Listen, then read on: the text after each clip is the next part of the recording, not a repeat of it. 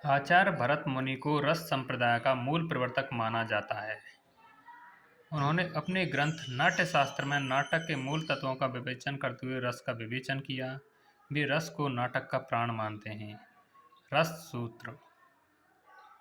भरत मुनि ने नाट्यशास्त्र में जो सूत्र दिया वो निम्नवत है। व्यभावानुभाव व्याभिचारी संयोगाद्रस निष्पत्ति, अर्थात व्यभाव अनुभाव और व्याभिचारी भावों के संयोग से रस की निष्पत्ति होती है। रस सूत्र के व्याख्याता आचार्य। आचार्य भरत मुनि ने जो रस सूत्र दिया था उसकी व्याख्या निम्न आचार्यों ने की। भरत मुनि के रस सूत्र के में संयोग और निष्पत्ति शब्द की व्याख्याता अपेक्षित थी। इस रस सूत्र के प्रमुख व्याख्याता आचार्य चार थे। इनके नाम इस प्रकार हैं: भट्ट लोलट, आचार्य शंकुक, भट्ट नायक, आचार्य अभिनवगुप्त। भट्ट लोलट का मत उत्पत्तिवाद या आरोपवाद कहा जाता है। आचार्य शंकुक का मत अनुमतिवाद कहा जाता है। भट्ट नायक के मत को भुक्तिवाद या भोगवाद कहा जाता है। अभिनवगुप्त के मत को अभिव्यक्तिवाद कहा जाता है। इन चारों आचार्यों को रस सूत्र के व्याख्याता आचार्य कहा जाता है। उक्त रस सूत्र के जो व्याख्याता हैं उनका विवरण एवं उनके जो व्याख्या की गई है उनका निम्नवत विवरण दिया गया है। रस सूत्र के प्रथम व्याख्याता आचार्य भट्ट लोलट हैं। इनके मत के अन्य नाम हैं उपचयवाद, आरोपवाद। भट्ट लोलट के अनुसार रस की उत्पत्ति होती है। उत्पत्ति के कारण कार्य सहकारी कारण से उत्पत्ति संभव होती है। स्थायी भाव ही परिपक्वता को प्राप्त होकर रस कहलाते हैं। विभाव अनुभाव एवं संचारी भावों के संयोग से स्थायी भाव उपचेत परिपक्व होकर रस कहलाते हैं। रस अनुकार्य में होता है, अर्थात रस मूलतः अनुकार्य में रहता है, पर दर्शक अभिनेता पर राम आदि का आरोप कर लेता है, अतः उपनेता में भी गौण रूप में रस रहता है। इस कारण लोलट के मत को आरोपवाद भी कहा जाता है। संयोग एक मिश्रित प्रक्रिया है। मम्मट ने भट्ट लोलट के मत की व्याख्या करते हुए कहा है कि विभाव और स्थायी भाव के बीच जनक जन्य संबंध होता है। अनुभावों एवं स्थायी भाव के बीच गमक गम्य संबंध होता है।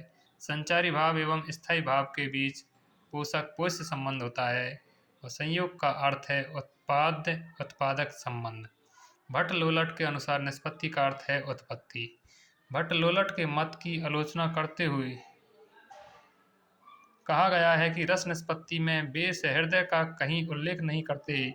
वास्तविकता यह है कि उन्होंने सहृदय का उल्लेख तो नहीं किया, किंतु उसका अभिप्राय यही था कि सहृदय ही राम आदि का अभिनय करने वाले पात्रों में मूल पात्रों का आरोप करता है और फिर इसी आरोपित पात्र में रस की प्रतीति करता हुआ स्वयं भी रसानुभूति करता है, किंतु यह संभव नहीं लगता, क्योंकि रस ज्ञानगम्य न होकर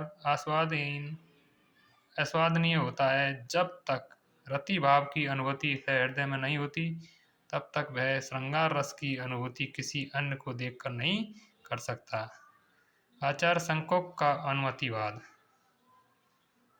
रस सूत्र के दूसरे व्याख्याता आचार्य शंकुक हैं।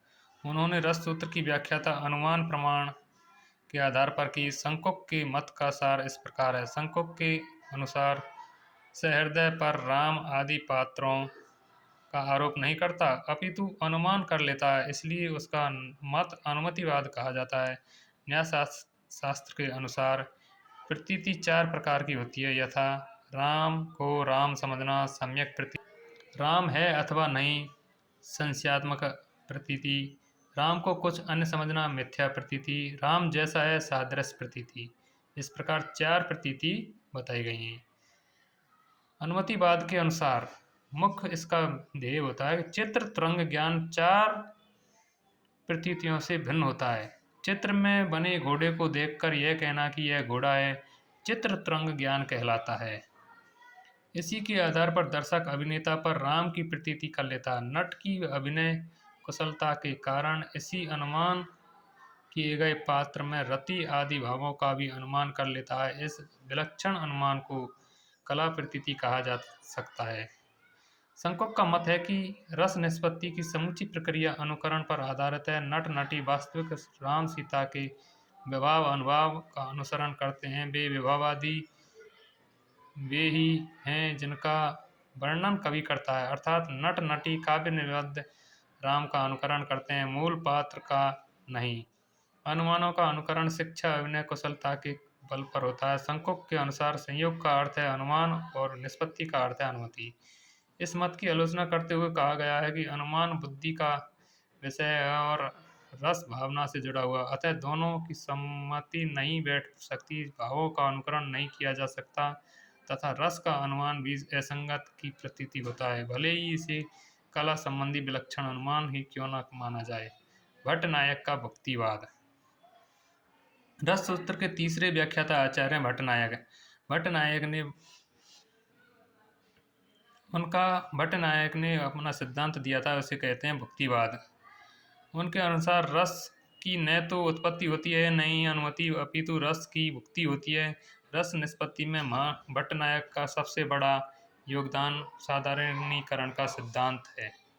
भट्टनायक के अनुसार शब्द रूप काव्य के तीन व्यापार होते हैं, अभिधा व्यापार, भावकत्व व्यापार, भोजकत्व व्यापार।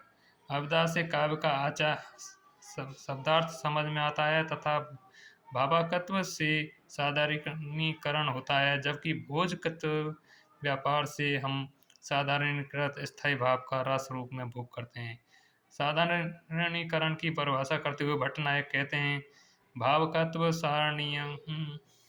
सारणीकरण तेन व्यापेन विभावद्य च स्थायी साधारणी क्रियते, अर्थात भावकत्व साधारणीकरण है, इस व्यापार से विभावादि और स्थायी भाव का साधारणीकरण हो जाता है। इस प्रकार भट्टनायक के भुक्तिवाद में साधारणीकरण का सिद्धांत प्रमुख।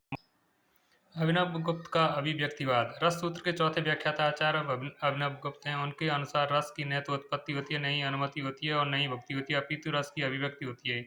इसलिए उनका मत अभिव्यक्तिवाद कहलाता है। अभिनवगुप्त के अनुसार रस व्यंजना का व्यापार है। जैसे मिट्टी में व्याप्त गंध जल के छींटे देने से व्यक्त हो जाती है, उसी प्रकार से हृदय सामाजिक के हृदय में वासना रूप में निरंतर विद्यमान स्थायी भाव विभाव आदि के द्वारा अभिव्यक्त हो जाते हैं।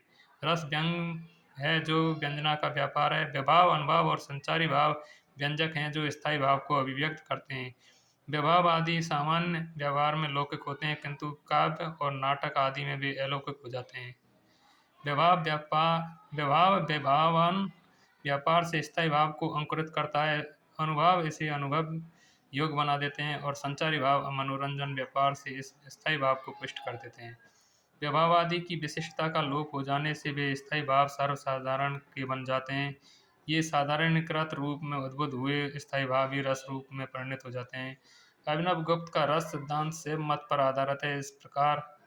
जिस प्रकार यह जगत शिव की इच्छा शक्ति की अभिव्यक्ति है, उसी प्रकार प्रेक्षक के मन में वासना रूप में अवस्थित स्थायी भाव ही निर्दिष्ट अभिव्यक्ति रस है। रस ब्रह्मानंद सहोदर है। रस का आस्वादन एक विलक्षण और लोकातीत अनुभव है। अभिनवगुप्त की व्याख्या में रस की सत्ता आत्मगत मानी गई है। रस से हृदय सामाजिक के हृदय में व्याप्त होता है। अभिनवगुप्त के अनुसार निष्पत्ति का अर्थ अभिव्यक्ति और संयोग का अर्थ व्यंग व्यंजक संबंध होता है। इस प्रकार हमने आपके लिए रस सूत्र के चारों व्याख्याता आचार्यों की व्याख्या और उनके सिद्धांतों का वर्णन किया है।